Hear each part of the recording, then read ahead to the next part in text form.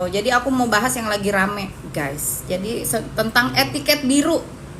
Ya, jadi etiket biru sebenarnya kalau misalkan kalian udah pernah nonton video aku udah pernah bahas tentang etiket biru. Jadi etiket biru itu sebenarnya itu skincare itu kan perawatan kulit ya.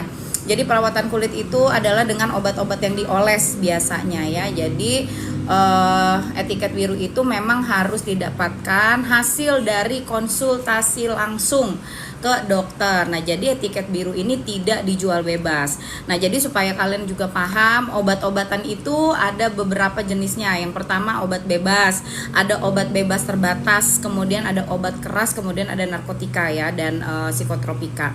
Nah, jadi itu tuh dari yang obat bebas itu adalah berarti artinya tanpa resep dokter, kayak paracetamol gitu ya, itu boleh dibeli tanpa resep dokter. Nah, itu termasuk juga dengan skincare yang OTC atau over the counter, itu yang memang sudah ternotifikasi BPOM. Nah, itu juga termasuk yang bebas, tapi itu bukan obat ya masuknya. Nah, tetapi itu dijual bebas, yang artinya sebenarnya kalau sudah ada BPOM ya itu berarti aman, karena BPOM itu sudah pasti ngecek dulu nih. Kayak aku kan juga punya skincare. Jadi misalnya aku bikin skincare ini, aku mau ada niacinamide-nya isinya let's say 4%, aku mau ada GA-nya isinya misalkan 1% atau 2%. Nah, begitu aku masukin ke BPOM, nanti BPOM tuh akan cek.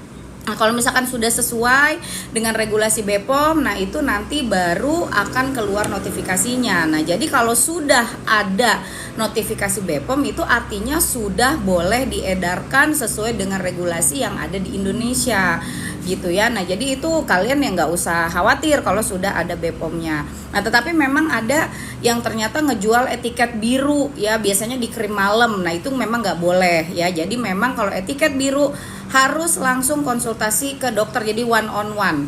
Jadi ada pasien konsultasi ke dokter, kemudian nanti dokter bikin resep, kemudian dibikinin racikan dan jadilah si etiket biru ini gitu ya.